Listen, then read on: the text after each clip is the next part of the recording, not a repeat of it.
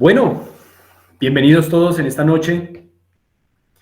Quiero hacer mención, antes de comenzar con la lección de hoy, del hecho de que todo esto es una sola historia. Creo que es algo que semana a semana estoy enfatizando, estoy subrayando, ¿no? Todo lo que estamos viendo es una sola historia. Ustedes pueden comprobar que no hemos en ningún momento cambiado de historia. Esta es una sola historia. ¿Mm? Y vamos en ese suceso, en esa única historia, en la que un cordero por familia, simbolizando la redención que vendría a ser Jesucristo, está liberando de la muerte a los primogénitos de Israel. Y vemos también cómo los egipcios están siendo destruidos bajo la poderosa mano de Dios. Allí vemos una diferencia entre esa humanidad salvada por Dios y esa humanidad que está siendo condenada también por Dios, esa humanidad que se está perdiendo por su idolatría, por su incredulidad, ¿no? Allí está entonces la diferencia entre Egipto e Israel, los egipcios y los israelitas.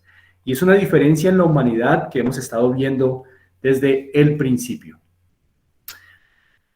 Ahora, algo que me gustaría enfatizar es cómo Dios nos ha venido enseñando acerca de sí mismo sus virtudes.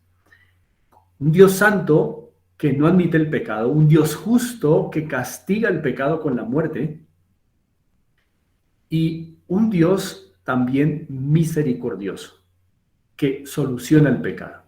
Como Dios santo no admite el pecado, como Dios justo castiga el pecado, pero como Dios misericordioso, como Dios de gracia, Él soluciona también el pecado, provee para la solución del pecado. Y por eso hemos estado viendo durante todo este tiempo cómo Dios ha venido proveyendo para la vida del hombre, para que no muera el hombre. Vimos cómo el Señor proveyó pieles en el principio para Adán y Eva para que no murieran eternamente. Vemos luego cómo Dios proveyó a Set en lugar de Abel para que la línea del Salvador quedase intacta según el plan de Dios y pudiera venir ese libertador. Vemos cómo Dios proveyó un arca para, con una sola puerta, ser arca de salvación para aquellos que creyeron en la promesa de un libertador prometido, en un libertador venidero. Vemos cómo Dios proveyó un carnero para que Isaac no muriera. Y ahora último, vemos cómo Dios ha provisto un cordero pascual cuya sangre derramada y untada en los postes y en el dintel de las casas ha librado de la muerte, ha dado vida a los primogénitos de los egipcios. Noten ustedes entonces cómo esta historia de redención es una historia de provisión de Dios para la salvación y cada provisión está apuntando a Jesucristo. Toda provisión está preparando a estas personas del Antiguo Testamento, a este pueblo de Dios del Antiguo Testamento, para que entiendan la vida y obra de Cristo cuando Él venga. Y también todas estas lecciones nos están preparando a nosotros para entender mejor la vida y obra de Cristo, quien ya vino y quien volverá por segunda vez. Así que hoy nos corresponde entonces ver qué pasó con el pueblo de Israel, algunos sucesos importantes que tuvieron lugar cuando la nación de Israel sale de Egipto liberada. Recordemos que 10 juicios fueron la mano dura de Dios para con los egipcios, con la nación de Egipto, para que su pueblo Israel, que estaba esclavizado, saliera liberado. Recordemos que este pueblo liberado sale hacia recibir la tierra prometida. Salen de Egipto hacia el norte para recibir la tierra de Canaán, ¿verdad? Palestina, como se llamaría después. Esa es la tierra que Dios había prometido a este pueblo desde Abraham, recordemos. Y Israel liberado, entonces, emprende su liberación hacia la tierra prometida. Sin embargo, hay algunas cosas que necesitamos revisar en ese transcurso entre salir de Egipto y llegar hasta la tierra prometida. Hay algunos sucesos muy, pero muy importantes para poder entender la vida y la obra de Cristo para redimir a los pecadores. Así que quiero que por favor nos ubiquemos en esta noche en Éxodo capítulo 13. Vamos a ir a Éxodo capítulo 13. Vamos a ubicarnos en Éxodo 13.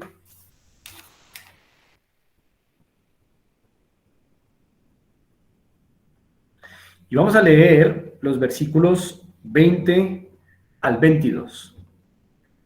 Éxodo 13, 20 al 22. Espero que estén allí. Éxodo 13, 20 al 22. Voy a leer a favor de ustedes y ustedes por favor me siguen. Éxodo 13, 20 al 22. Dice así. Y partieron de Sucot y acamparon en Etam a la entrada del desierto. Este versículo está describiendo cómo ha sido el trayecto del pueblo de Israel, que recordemos, acaba de ser liberado por el Cordero Pascual, el Cordero de la Pascua, cuya sangre fue derramada. Salen libres y esos son lugares que se van encontrando en la salida de Israel hacia la tierra prometida.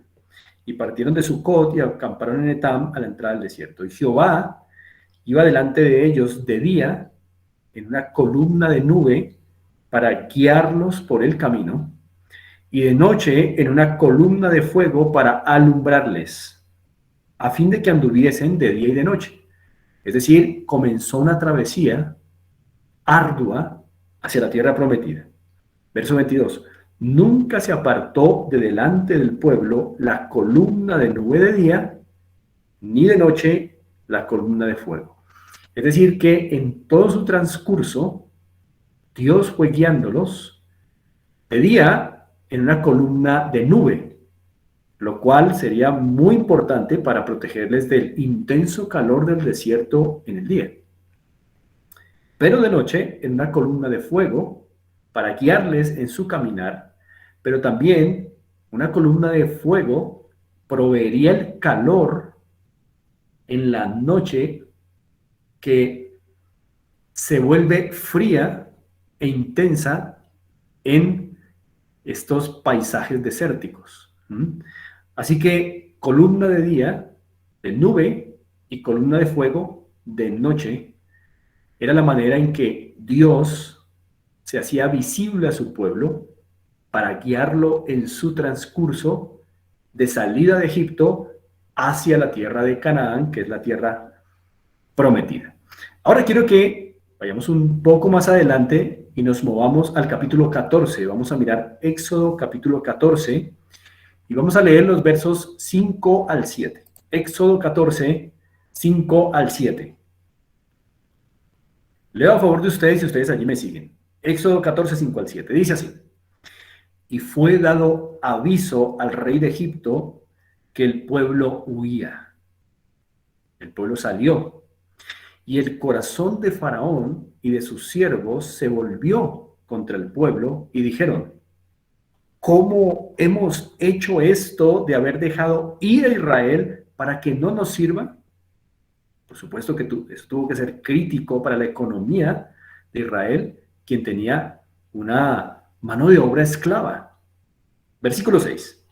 Y unció su carro, es decir, Faraón, y tomó consigo su pueblo, y tomó 600 carros escogidos, y todos los carros de Egipto, y los capitanes sobre ellos.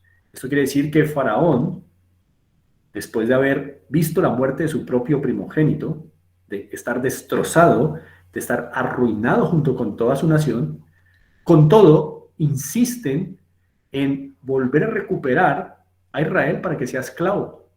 Y se van en una persecución. Ahora miremos los versos 10 al 14. Síganme, por favor. Dicen estos versos así. Verso 10. del capítulo 14. Y cuando Faraón se hubo acercado, los hijos de Israel alzaron sus ojos. Y he aquí que los egipcios venían tras ellos, por lo que los hijos de Israel temieron en gran manera y clamaron a Jehová. Y dijeron a Moisés: ¿no había sepulcros en Egipto que nos has sacado para que muramos en el desierto? ¿Por qué has hecho así con nosotros que nos has sacado de Egipto? ¿No es esto lo que te hablábamos en Egipto diciendo: déjanos servir a los egipcios? Porque mejor nos fuera servir a los egipcios que morir nosotros en el desierto. Así que cuando Israel puede ver de lejos, con la polvareda, la venida de este ejército avasallante que viene a recuperar a sus esclavos, se atemorizan.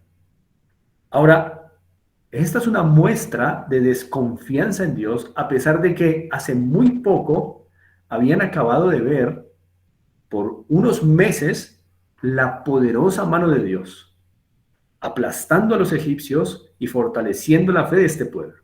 Pero lo que podemos ver aquí es que todavía este pueblo tiene muchos problemas en confiar en Dios, a pesar de que habían tenido evidencias de la gran liberación de Dios.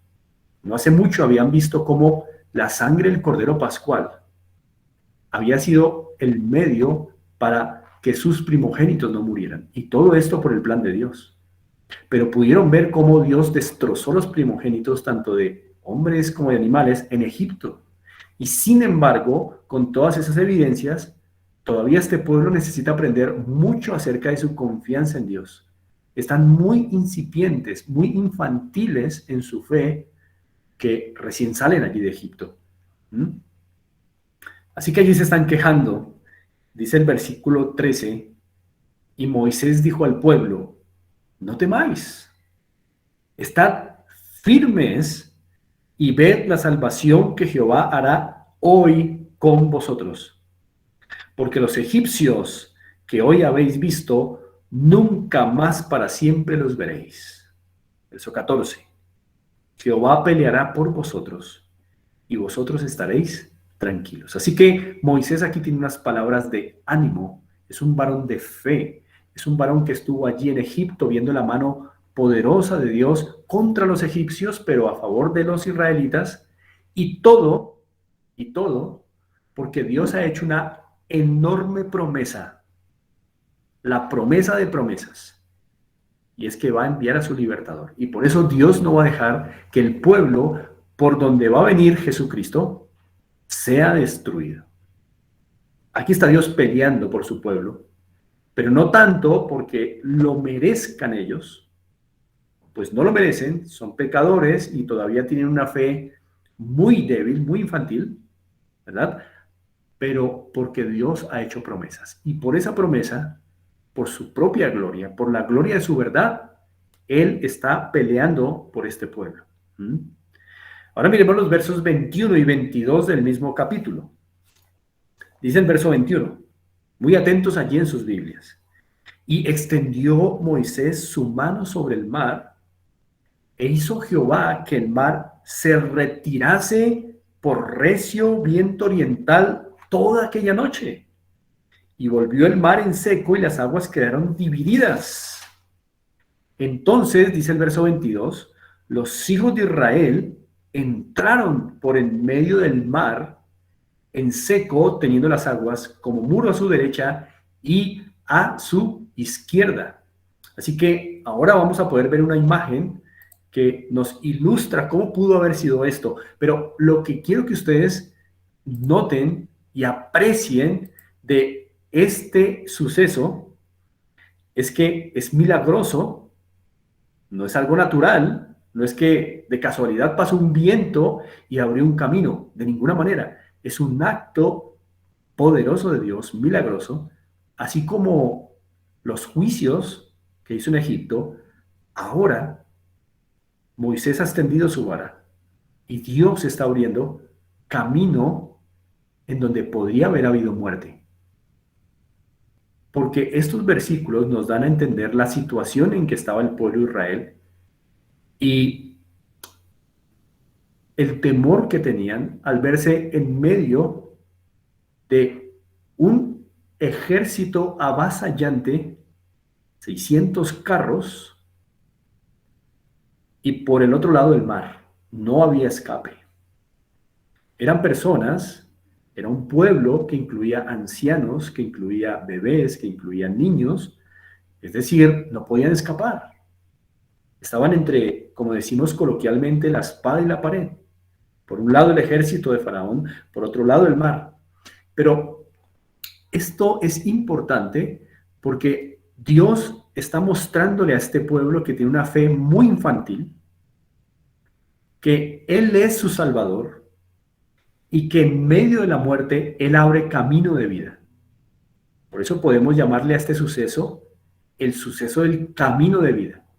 Si Dios no abre en medio del mar de muerte un camino de vida, ellos o morían bajo la espada o tendrían que volver esclavos a Egipto o morían ahogados. Pero Dios abre camino de vida allí donde hay muerte. Esto está enseñando una vez más al pueblo de Israel que ellos no pueden salvarse a sí mismos, así como tú tampoco te puedes salvar a ti mismo, ni yo. En ninguna época el hombre ha podido, ni puede, ni podrá salvarse a sí mismo, aunque crea que puede.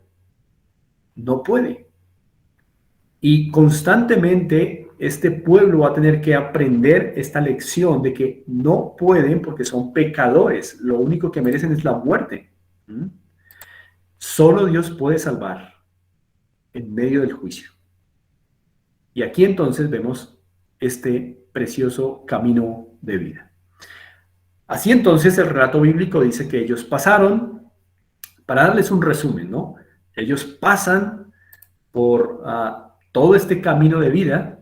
También podemos ver por ahí una imagen, van pasando y Faraón y su pueblo intentan perseguir a este pueblo, pero lo que Dios hace es cerrar los mares cuando justo estaban pasando Faraón y sus soldados, ¿no? Ahí vemos una imagen de cómo pudo haber sido este paso milagroso, un paso de vida. Sin embargo, cuando los incrédulos egipcios intentaron pasar por ese camino de vida, Dios lo cerró, porque el camino de vida lo abre Dios solamente para los que Él va a salvar, para los que han venido por medio de la sangre del cordero del sacrificio y han creído en esa promesa libertadora. No así Faraón y los egipcios, los soldados que iban con él. ¿Mm?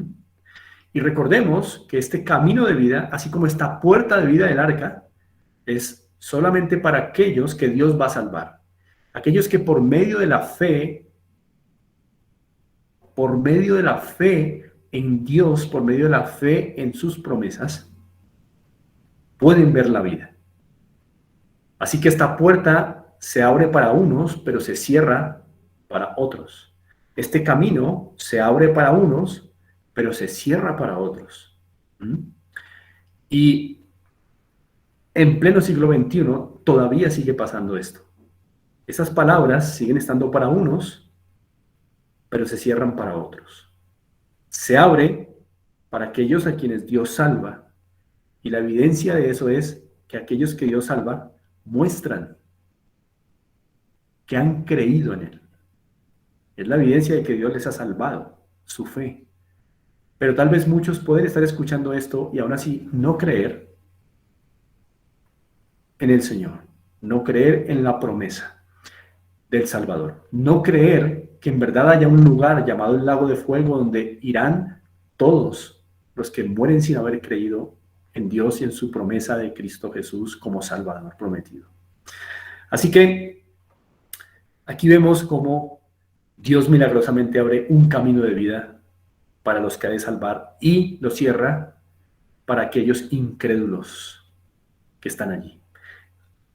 En esa ocasión, Faraón y todo su ejército mueren ahogados. Y sabemos que los descubrimientos arqueológicos nos han dado hoy la razón en el sentido de que confirman lo que ya Dios había dicho, que allí murieron soldados en sus carros, porque los estudios arqueológicos han encontrado precisamente en ese punto de paso del Mar Rojo, al fondo, corales que fueron ruedas de carros antiguos. Esto es muy interesante, pero no es lo más interesante, por supuesto. De hecho, lo importante de esto es entender que Dios es salvador de su pueblo. Dios salvó a su pueblo, abrió camino de vida, pero cerró este camino para otros y se convirtió en un camino de muerte para los incrédulos. Ahora, sigamos mirando ese transcurso, ese camino hacia la tierra prometida. Vamos a ir a Éxodo capítulo 16. Vamos a saltar, vamos a movernos hacia el capítulo 16 de Éxodo. Vamos a leer los 3 primeros versículos de este capítulo 16 de Éxodo. Dice así: partió luego de Elim toda la congregación de los hijos de Israel y vino al desierto de Sin, que está entre Elim y Sinaí, a los 15 días del segundo mes, después que salieron de la tierra de Egipto, es decir, que llevaban 1 mes y medio caminando. Verso 2. Y toda la congregación de los hijos de Israel murmuró contra Moisés y Aarón en el desierto, y les decían los hijos de Israel: ojalá hubiéramos muerto por mano de Jehová en la tierra de Egipto, cuando nos sentábamos a las ollas de carne, cuando comíamos pan hasta saciarnos, pues nos habéis sacado a este desierto para matar de hambre a toda esta multitud. Noten entonces que este pueblo que Dios ha liberado está sintiendo el peso del desierto, pero están reprochando no solo a los líderes, Moisés y Aarón, que Dios está usando para guiarlos en su caminar hacia la tierra prometida, sino que en últimas sus reproches son contra Dios. Han visto cómo Dios los sacó de Egipto, han visto cómo Dios les dio vida a través de ese camino milagroso que abrió en el mar, y todavía, frente a una nueva crisis, se desesperan y piensan en volver a Egipto porque no creen que Dios puede hacer algo. Ahora tienen hambre. Una nueva necesidad se presenta en el desierto. Ahora tienen hambre. Se están enfrentando a muchas dificultades en su caminar por el desierto, pero ya han visto cómo Dios ha dado vida. Así que pensamos que debían haber confiado en Dios y poder tener la certeza de que Dios podía solucionar su problema de hambre en el desierto. Por supuesto que están caminando por un lugar en donde no es como hoy, que encontramos en la esquina, en los que vivimos en la ciudad, por supuesto. En la esquina encontramos una panadería y podemos saciar nuestra hambre. Encontramos restaurantes por doquier. Estoy hablando de los de la ciudad. Pero estamos hablando aquí de personas que están en el desierto, no pueden hallar en la roca de allí una panadería para saciar su hambre. No hay tal cosa. Pero Dios les ha mostrado que Él es su Salvador y ellos debieron de haber mostrado confianza en esta nueva crisis, pero no ha sido así y eso está en nuestra naturaleza incrédula. Ahora, miremos aquí mismo en el capítulo 16, el versículo 11. Vamos a leer del 11 al 15, a ver qué pasó. Dice el verso 11, y Jehová habló a Moisés diciendo: yo he oído, dice Dios, las murmuraciones de los hijos de Israel. Háblales, diciendo: al caer la tarde comeréis carne, y por la mañana os saciaréis de pan, y sabréis que yo soy Jehová vuestro Dios. Y venida la tarde, subieron codornices que cubrieron el campamento, y por la mañana descendió rocío en derredor del campamento. Recuerden, Dios les prometió que les iba a dar carne y pan. Carne y pan. Y la carne fue una bandada de codornices que Dios envió y ellos las consumieron. Pero el pan se describe aquí como un rocío que empezó a caer en la mañana, un rocío. dice el verso 13. Verso 14, dice, y cuando el rocío cesó de descender, he aquí sobre la faz del desierto una cosa menuda, redonda, menuda como una escarcha sobre la tierra. Y viéndolo los hijos de Israel, se dijeron unos a otros, ¿qué es esto? Porque no sabían qué era.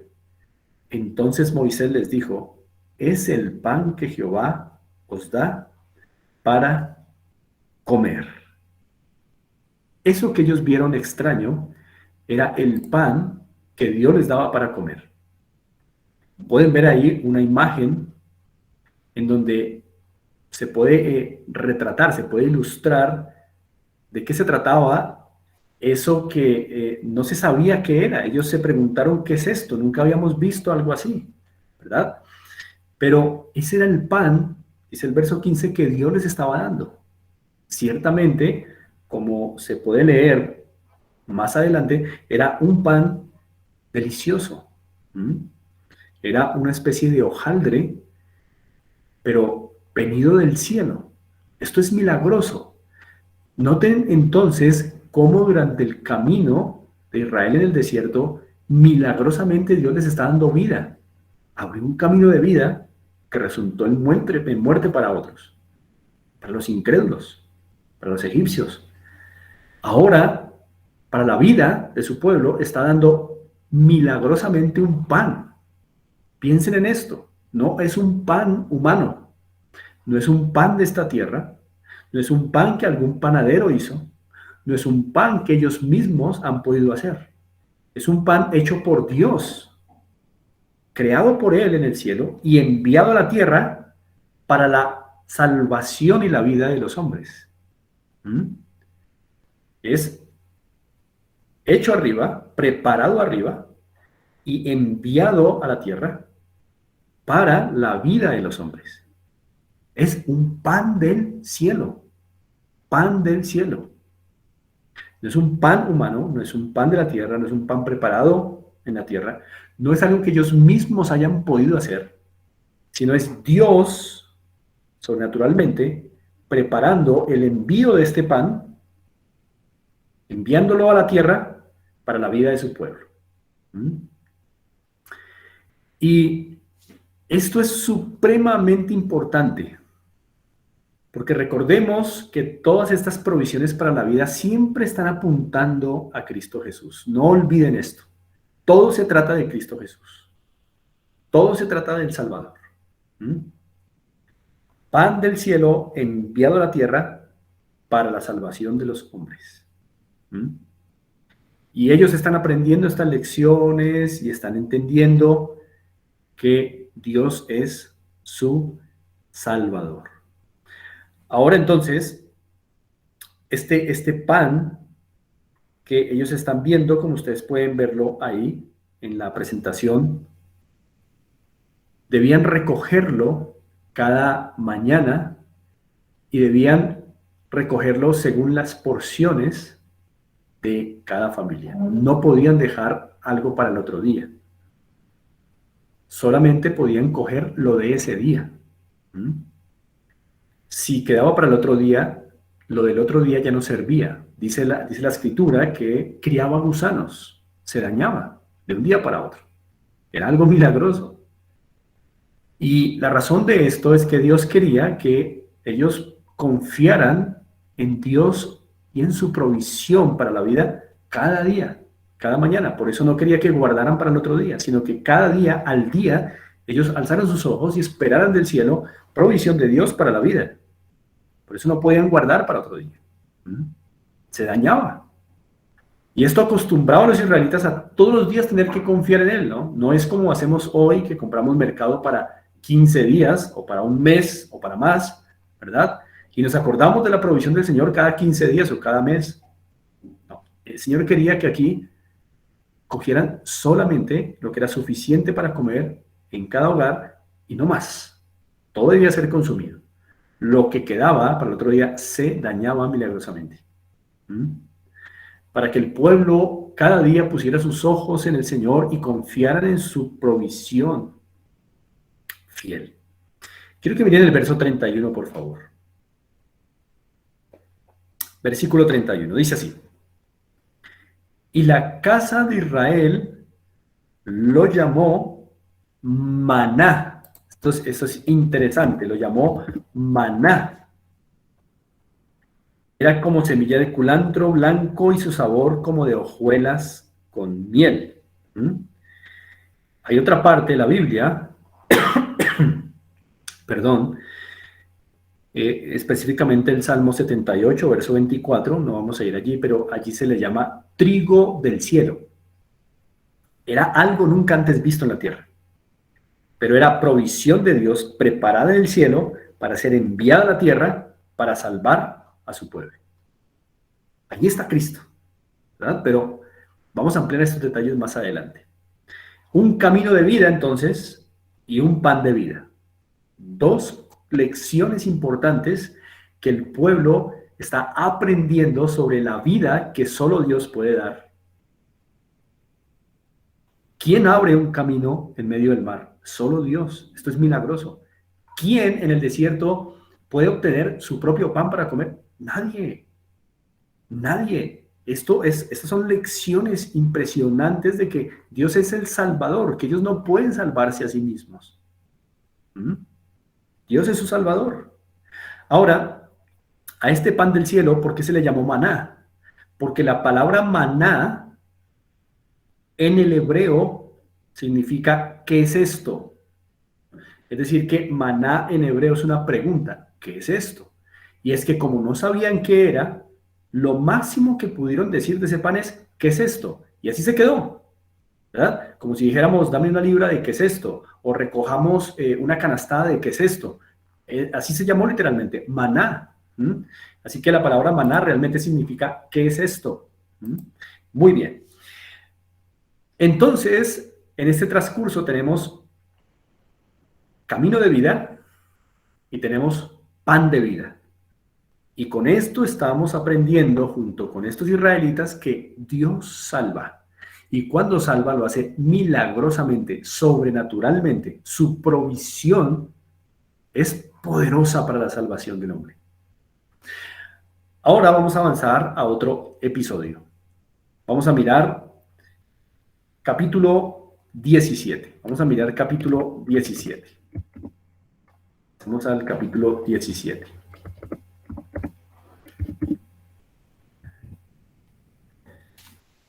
Vamos a leer los 6 primeros versículos, otro suceso, allí ellos caminando, ¿no? Se titula Agua de la roca. Vamos a leerlo atentamente. Versículo 1. Toda la congregación de los hijos de Israel partió del desierto de Sin por sus jornadas, conforme al mandamiento de Jehová, y acamparon en Refidim, y no había agua para que el pueblo bebiese. Noten cómo este pueblo de Israel se está encontrando con una y otra dificultad de ir por el desierto. Es obvio. No es como hoy andar por una ciudad. Están en el desierto. No hay nada. Nada para la vida de ellos, ¿verdad? Allí estaba el mar y estaba bien cerrado. Era para la muerte, pero Dios abrió camino. Allí no hay cómo procurarse comida, pero Dios está enviando pan del cielo. Y ahora tienen sed. Y ya han visto cómo Dios ha provisto para su vida. Se supone que ahora deben creer que Dios puede proveer agua en medio de su sed. ¿Pero qué pasó? Versículo 2 dice así. Y altercó el pueblo con Moisés y dijeron, danos agua para que bebamos. Y Moisés les dijo, ¿por qué altercáis conmigo? ¿Por qué tentáis a Jehová? Así que el pueblo tuvo allí sed y murmuró, otra vez murmuró, contra Moisés y dijo, ¿por qué nos hiciste subir de Egipto para matarnos de sed a nosotros, a nuestros hijos y a nuestros ganados? Este pueblo tiene una fe tan infantil y también, como vamos a ver, hay muchos en este pueblo que vieron la salvación de Dios, pero que no creían realmente. No creían, eran incrédulos, aun cuando habían visto la salvación de Dios. Por eso siempre va a haber dos grupos de personas, desde Caín y Abel, los de fe y los incrédulos. Aun cuando es incrédulo como Caín se acerca a Dios, no significa que cree en Dios. Muchas personas dicen con sus labios creer en Dios. Muchas personas dicen que tienen una relación con Dios porque asisten a una iglesia o pertenecen a esta o aquella religión o porque hacen ciertos esfuerzos humanitarios. En fin, tantas cosas que el hombre se inventa. Pero en Caín y Abel vemos que solo el que hizo las cosas a la manera de Dios, el que ofreció un inocente para morir por él, en confianza en el Cristo venidero, ese fue salvo. Y Caín, con todo y su acercamiento a Dios, fue rechazado porque no lo hizo a la manera de Dios. Dios odia que las personas se inventen cómo debería ser su acercamiento a Dios. Los pecadores no podemos acercarnos a Dios como queremos, ni como nos imaginamos, sino como Él lo ha establecido. Y no podemos acercarnos a Él sino por medio de Cristo Jesús, el Salvador, el Cordero que en este momento daría su vida en promesa por el pueblo de Dios, el que Él quería salvar.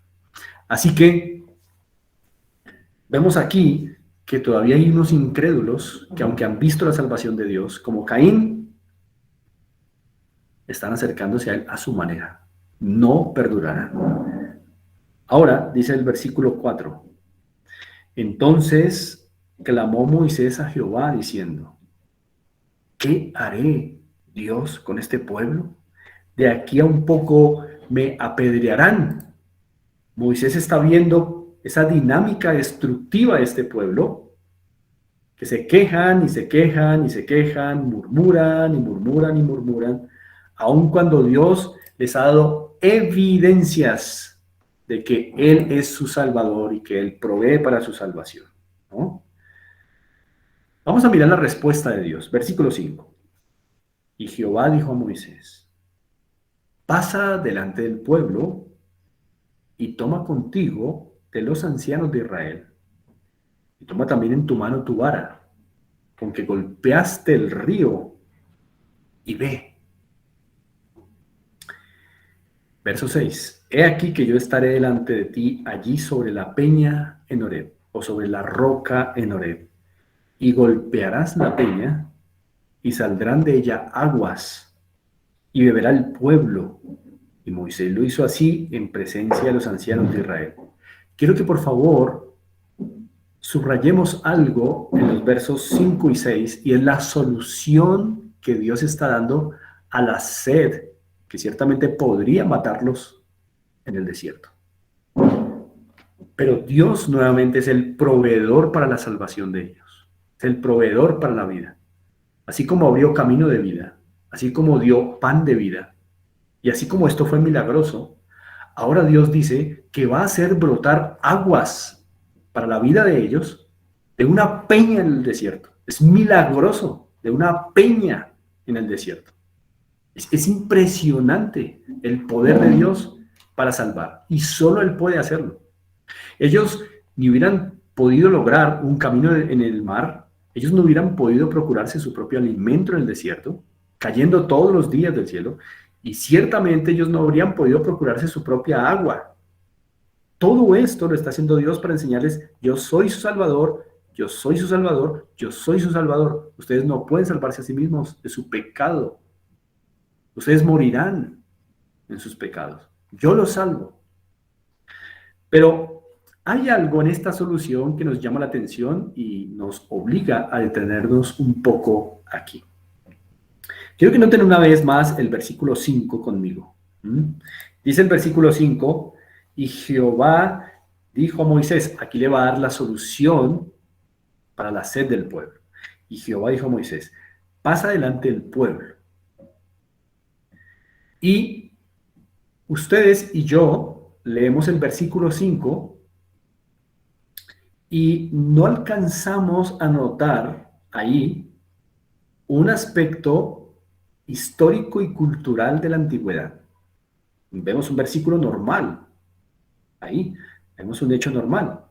Sin embargo, hay detrás del versículo 5 todo un suceso histórico y cultural de la época, del siglo XVI antes de Cristo más o menos, que es cuando está ocurriendo esto.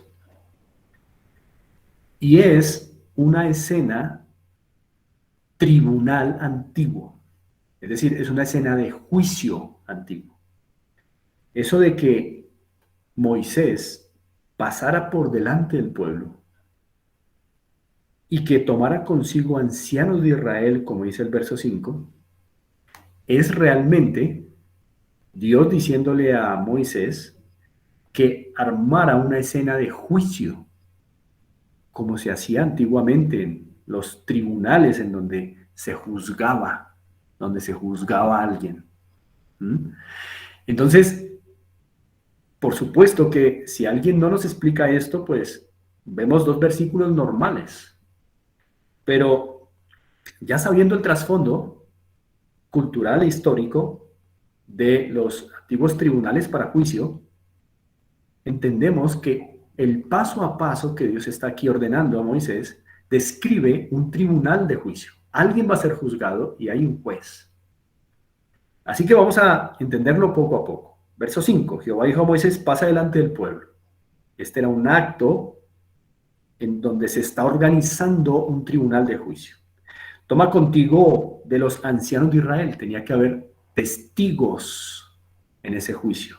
Y estos son hombres de los más sabios y de los más viejos también, de experiencia, de Israel. Y Moisés los toma. Ahí se está configurando un tribunal de juicio. Y toma también en tu mano tu vara con que golpeaste el río. Es decir, la vara es el instrumento de juicio. ¡Pah! Con esta va a golpear al juzgado. Así que la vara en el tribunal es importante porque es el símbolo de juicio, ¿no? Hagan de cuenta como cuando hoy actualmente el martillo, ¡pum!, ¿ah?, formaliza la sentencia. Ahora él está tomando allí su vara. Y con esa vara, el instrumento de juicio, porque fue con la que golpeó el río, ahora va a golpear algo más. Ahora vamos a mirar quién es el juzgado en este tribunal. Entonces está todo el pueblo, están unos testigos que son los hombres más sabios y de edad, de experiencia de Israel, y está Moisés con la vara para emitir el juicio.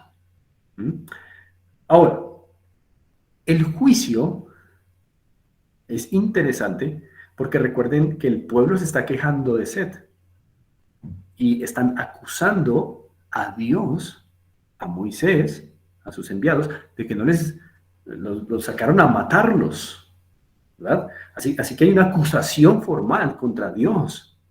Impresionante. Vamos a ver quién es el juzgado. Versículo 6. Dice Dios, he aquí que yo estaré delante de ti, allí sobre la peña en Horeb. Dios dijo a Moisés, nótese bien, subráyese en la mente esto. Si no en su Biblia, subráyelo en su mente. En el verso 6, Dios está diciendo, yo voy a estar montado en la roca, encima. Es posible que haya habido una aparición de Dios en forma física allí, no sabemos exactamente, pero Dios se iba a aparecer ahí sobre la roca, ¿verdad? Porque le dice, yo estaré delante de ti allí sobre la peña en Horeb y golpearás la peña. Entonces, ¿quién es el juzgado? Dios mismo está diciendo, golpéame a mí, para que broten de mí aguas de salvación para este pueblo. En este suceso en particular, Dios, que ha sido tan bueno, tan poderoso, salvador, misericordioso, decide llevar el castigo del juicio del pueblo de Israel para que de él broten aguas de salvación para su pueblo. ¿Notan esto? Dios mismo está diciendo, delante del pueblo, de los testigos, me golpearás para que de mí broten aguas de salvación. Es impresionante esta escena de juicio. ¿Mm? Pero Dios está haciendo algo impresionante acá y está enseñando algo. Y es, voy a ser herido para que ustedes tengan vida. Voy a ser juzgado para que ustedes tengan vida. Así que esta es un agua de vida, camino de vida, pan de vida, agua de vida. Provisiones de Dios para la salvación de su pueblo. Lecciones impresionantes donde Dios está diciendo, ustedes no se pueden salvar a sí mismos, yo soy su salvador. Pero en este último suceso de la roca, es impresionante la riqueza de significado. Dios está diciendo, en este momento me golpearán a mí. Armemos una escena de juicio. Yo seré el juzgado. Golpéame a mí, que estaré sobre la roca. Golpea fuerte y yo daré aguas de salvación. Claramente es una referencia a Cristo. Dios hecho carne, recibiendo un juicio que no merece, pero es la forma en que va a dar aguas, brotará agua de vida para estos pecadores que no merecen sino la muerte.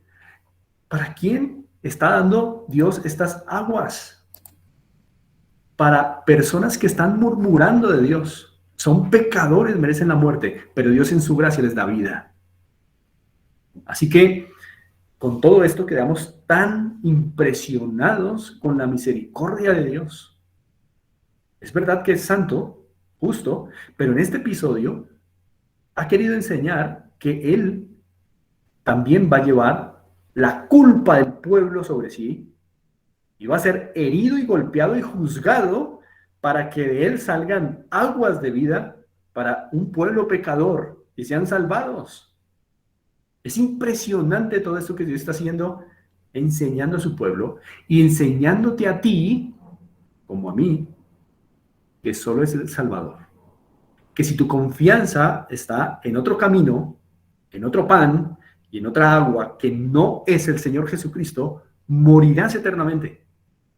Porque solamente en Cristo hay salvación.